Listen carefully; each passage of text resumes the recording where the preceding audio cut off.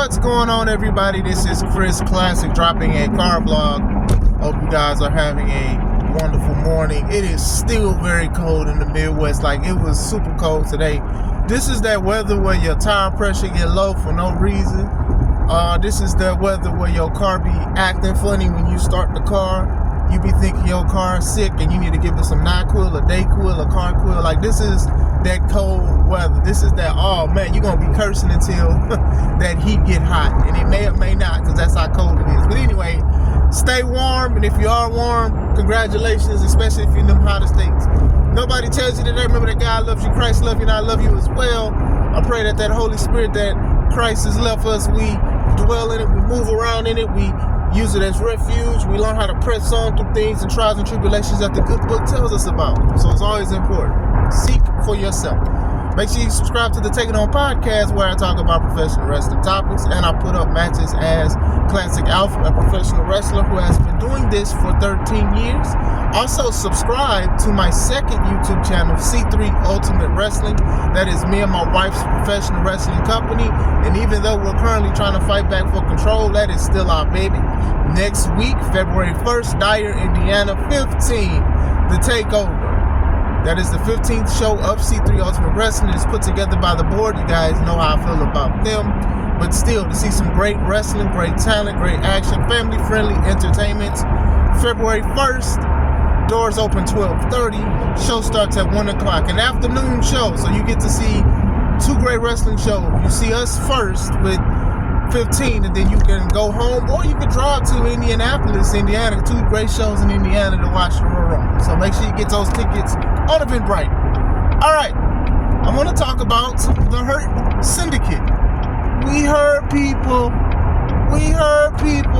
and was I right about at least the Bobby Lashley part? Now, I made a video about I didn't think that it was a good idea for Bobby Lashley to go to AEW, because I felt like they wouldn't know what to do with him because of their track record of hiring and utilizing big heavyweight guys like Wardlow and even Murder Hawk Monster. What is his name? Lance Archer. Is that his name?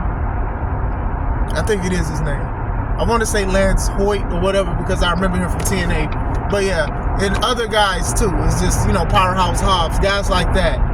And I felt a certain way. So fast forward now between that video and what's currently going on, Bobby Lashley and Shelton Benjamin, they are the AEW Tag Champs. And I am happy that Bobby is finally a tag champ, because even MVP said that he's never been a tag team champion, so that's a good thing. So where does that stand as far as like the AEW landscape is? Well, I'll tell you.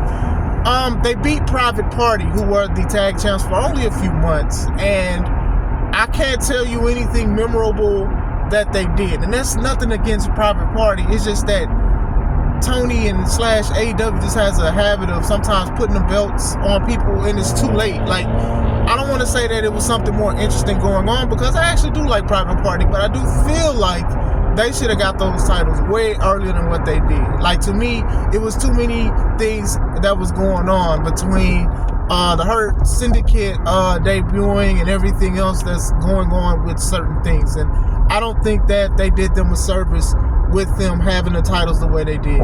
I can honestly say the same thing with a couple years ago with Hangman Adam Page. He should have been won that title, but they gave it to him. He beat Kenny Omega. People rarely beat Kenny Omega. I get it, but during that time, CM Punk was there. Like, CM Punk was debuting. It was like around that time he won it. So most people was like, well, when is CM Punk going to win the belt? And lo and behold, he wound up winning the belt against Adam Page. So with that, Private Party, hopefully they get a rematch. They probably won't, because I keep telling y'all, AEW does not do rematches that well. It's only a few times where people got rematches. Chris Statlander got a rematch against Mercedes Moné, and Moxley went against Kenny Omega when they had that exploding barbed wire match. But other than that, it's rare. It's rare. Swerve in the Glory and Acclaim. Like, I can low-key kind of remember some of the title matches that were rematches. It's not a lot of them. It's really not. Usually somebody loses the title and they moving on to something else. Swerve lost the world title against Bryan Danielson, and then Swerve went somewhere else as far as Adam Page and, you know, with everything. So, you know, Moxley beat Bryan, and then, yeah. But anyway, going back into it. So they are the tag champs.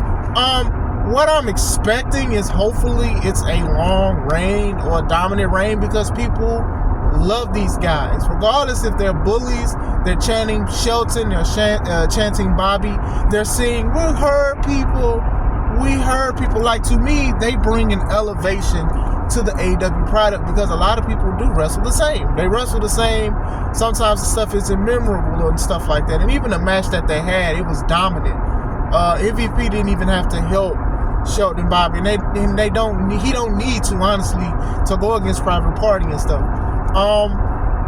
Hopefully when they lose, it is something to elevate any upcoming tag team, because that's how you should utilize former WWE talent, in my opinion. That's how you should do that. But we should see.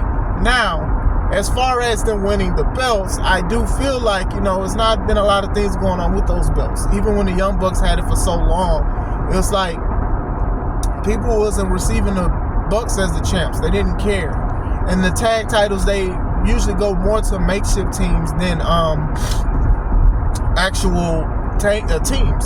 Actual teams don't even have those titles for a long time. There's only a few of them. So I'm not saying that Sheldon and Bobby are makeshift, because these guys were in a stable. So they are cool with that. But still, usually it's never that long with actual serial teams. So we'll see. You know, a lot of people are saying that already, that the Hurt Syndicate, they were treated better in AEW than they were treated in WWE as the Hurt Business. To me, I say it's too early to tell, because there was a time, I know some people don't want to believe that you know, Bobby was the WWE champion, and Shelton and Cedric were the tag champs and stuff. You know, that picture is so iconic of them in a group with the belts. It's really good. So it's too early to tell. I mean, they just won the belts. You know, you can still smell the Similac on the moment, because it happened this week.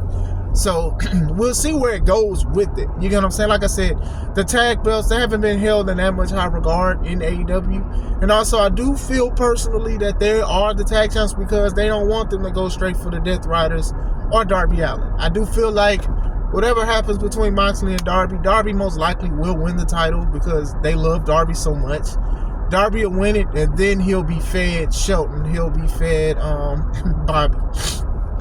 And who's to say Ricochet may join the Hurt Syndicate soon? Who knows? But still, going back into it, I do feel like this is something to keep them busy. And that's fine, because everybody can't challenge for the top dog title. Everybody cannot. So give them something to do, that's one thing. But just don't make it too oblivious. You know, the Death Riders, obviously, they outnumber the Hurt Syndicate, so it wouldn't make sense for them to go out and attack them and stuff like that. But more people are interested in the Hurt Syndicate more than the Death Riders. So if you were Tony, if you were AEW or whatever like that, yeah, you gotta listen to your crowd. You know, I know a lot of people who got on WWE because they went through a phase they wasn't listening to nobody, and it was just like, we're gonna do stuff our way. And then it was some of the lowest viewed and most rejected content. AEW is kind of in those troubled waters. I mean, you've had guys that people loved, and then y'all basically stopped, or y'all didn't care for. Wardlow, they was doing the Powerbomb Symphony. They wanted to see him do power bombs and stuff like that. I know he got injured, but then y'all had him losing a lot. Y'all had him losing to Darby. Come on, man. Nothing against Darby, but Darby is way smaller. He's not even bigger than that man's leg. So those are the kind of things that I think about when it comes to like certain matches. Ricky Starks, a guy who's trying to get released, apparently, allegedly, and they don't want to let him go. I'm gonna make a video about that too, about why companies don't just release people sometimes. But still, you know, this dude's been in purgatory as far as AEW, and he's been very vocal about certain things. So Ricky was also one of these guys that could have hung with the big dogs and stuff, and they're punishing him for stuff that other wrestlers were doing. And that's why I'm saying they have favoritism in that. Ricky Starks, he was on a promo and he was hanging with MJF at the time. MJF was one of the best promo guys. Now, I'm not going to say he's went worse, but he's been stagnant to me. He's been saying the same thing, and a lot of stuff doesn't stick like it used to because the injury and other stuff and other interests like the Hurt Syndicate. Swerve and Ricochet, they're very interesting though. I will say that for the most part. I mean, I don't know what's going on with that, but sure, I'm curious about it. But going back into the Hurt Syndicate, we'll see where it goes from here. Hopefully it's something big. Hopefully they do have a long tag team reign, but if they do put somebody over, then something else has to happen. Like I said, they are well received. They are well received by the audience. They're singing. We heard people. We heard people. They're cheering them. Now, that doesn't mean that you have to make them faces and good guys and stuff like that. I just think that people are cherishing the legacy of Shelton Benjamin. They are cherishing the legacy of Bobby Lashley. To me, they are Hall of Famers. In my book, they are Hall of Famers. So people are cherishing them. I remember when Bobby was in WWE, and then they had the thing where him and the Street Profits was beating people up. They was cherishing them, and I think that's a sweet thing to see, because they don't look like they're like retiring soon or anything like that. But to see people give them love and cherish them, because you know, I was a teen when these guys debuted and stuff. You know what I'm saying? And then now, to see them, they'll be dope. Like, hopefully I get to see them in April, because I'm going to Square Circle Expo and the Hurt Business will be there, and hopefully I get to take a picture. That's like one of my main things I want to do, is take a picture with them guys. So, you know, with AEW having guys like Jeff Jarrett retiring, doing his last thing, and then even Sting, who did his last year and stuff like that, it's cool to see people just loving on people and giving them flowers before they're even thinking about retirement and stuff like that. Because sometimes people say they're going to retire, and then that's when people want to give them love and say they're going to miss them and stuff.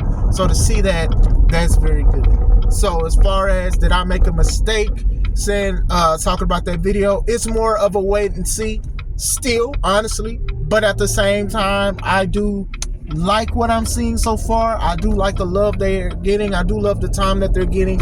I hope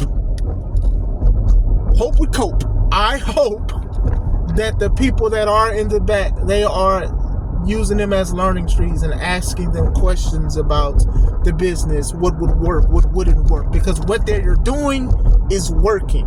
And like I said, there have been a history of times where a lot of the wrestlers who have been there, they get mad at the older wrestlers for even trying to help them with certain things. But these are three guys you definitely need to listen to, for sure. Nothing against Moxley and Jericho, but the product that they put out, it don't even look right. I'm just sorry. It's just what it is. They need to do a little better than what they're doing, but I'm just saying.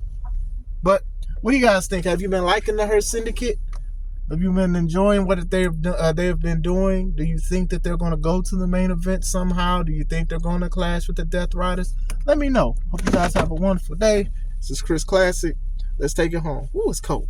Yeah, it's cold.